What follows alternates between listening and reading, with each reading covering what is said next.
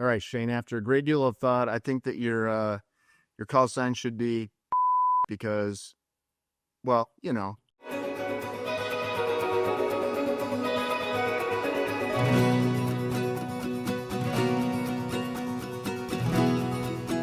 Hello and welcome to ILCorn TV. I'm your host, Shane Gray. Today we're joined with a good friend of mine and a fellow corn warrior from District Number 1 in the state of Illinois, Chris Gould. Chris is a U of I graduate, a 10-year Navy pilot, and a third-generation farmer of Gould Family Farms. Chris, welcome to ILCorn TV. Thank you very much. Glad to be here. All right. Hey, we're gonna talk just a little bit about your time as a Navy pilot, if you don't mind.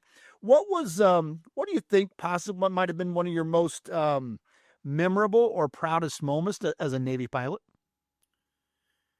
Well, for sure, the first one, I mean, it's all milestones, and every milestone's bigger and better, and it feels good to, accomplish those milestones.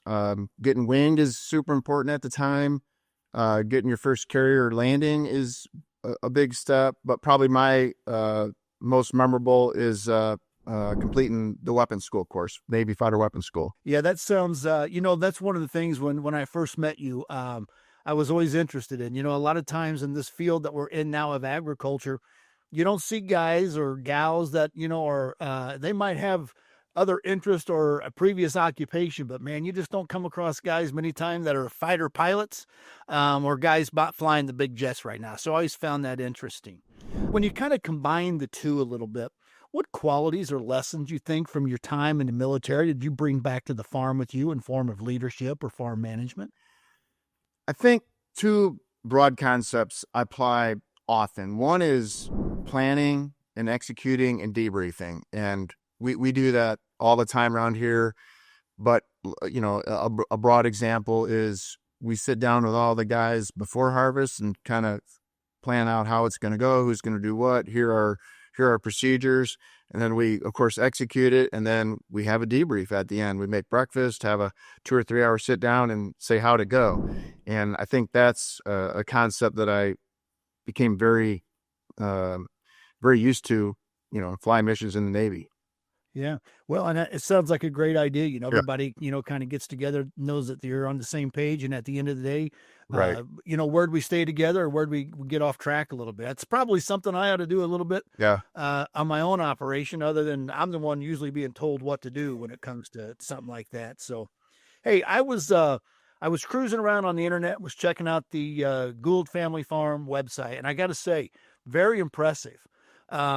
It really is. You guys kind of lay out your mission on there. You kind of introduce the family, and not only family, but your team that work for you guys. When I was looking at that website, however, that mentioned something about your operation success stands on a 3-pegged stool. And I found that interesting. And I was wondering maybe if you could explain to our viewers maybe what those 3 pegs are or something about what is meant by success based upon this 3-peg stool. Well, I think, Shane, you're talking about how we talk about we have to take care of the land. And honestly, most of the land that we farm is rented. So we have to be very cognizant of what the landowners are interested in. Right. And so those 3 legs are sustainability, which means taking care of the current resources and not hurting them for future generations. Of course, we all have to be profitable. Not only do the landowners have to be profitable, but I have to be profitable. Right. Depends on your perspective there, but both have to be in the game for the long run. And then we have to, of course, be aware of our community, our environment, our everybody that's going on around us, and just make sure that we're not doing something that is going to sink the ship, if you will. Right.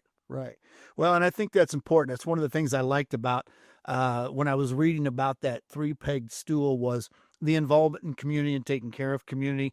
A lot of times I think farmers probably are just out there on their own and, maybe look out for number one, not so much in a selfish way, but that's just all they've ever known. They've worked for themselves and by themselves. And to get people involved and look after the community, I think is a great way to spread your message. It's a great way to market your name, work on your brand, so to speak. So I would say after my visit on the website, that was impressive. So very nice there. Thank you. What do you got any ideas? I mean, I'm sure fighter pilots, I was looking for jokes when it come to this, and there was some, man, not so friendly jokes about fighter pilots. Now, I better stay away from that. But what do you think? What do you think? Is there anything about being a fighter pilot or maybe even being a farmer that people just are misunderstood or they don't understand?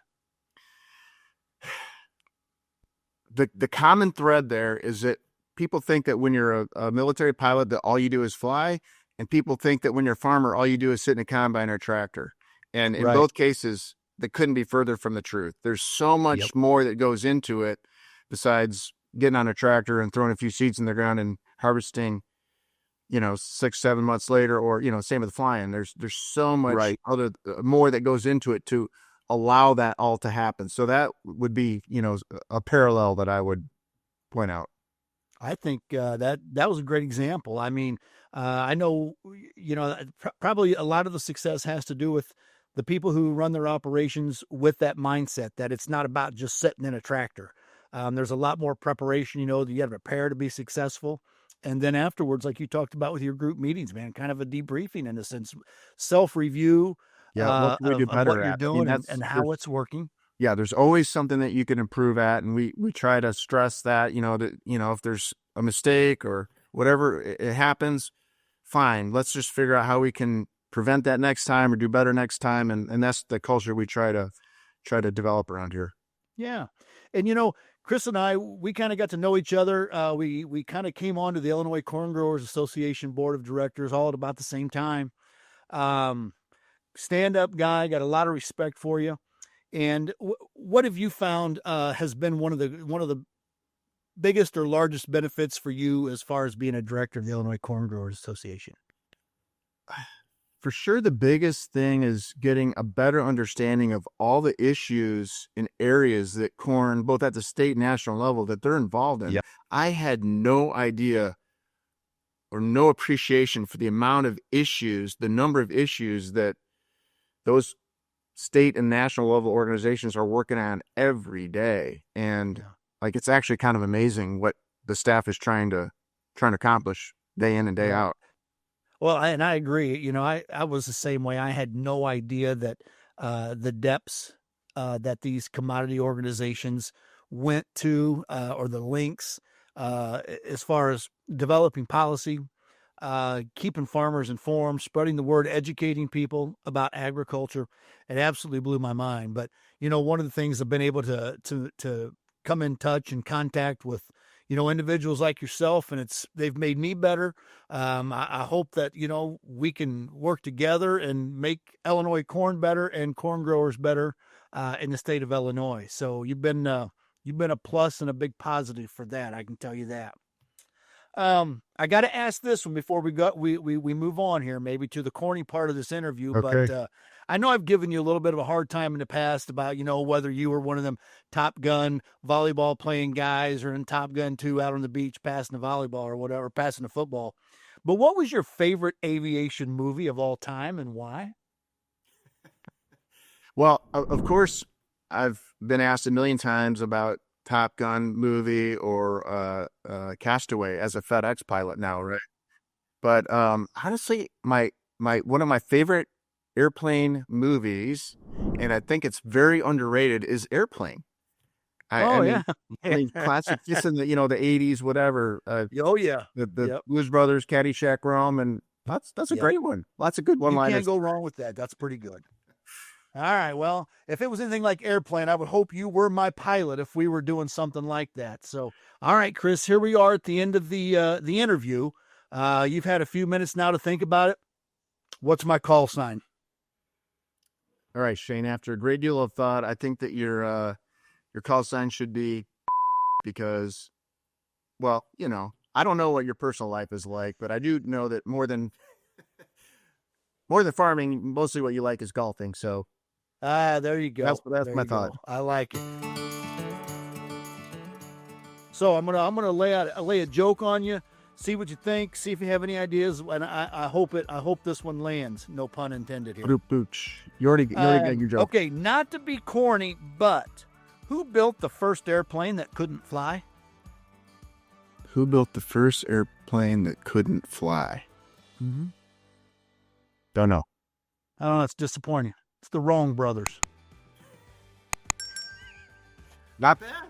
Yep. Not bad, right? Pretty good. Yeah. Pretty good. Yep. All right. Well, Chris, hey, that's all the time we have. Okay. So again, thanks for coming on. Thanks for talking a little bit about your operation. Looks like a great thing you got going on up there in Northern Illinois.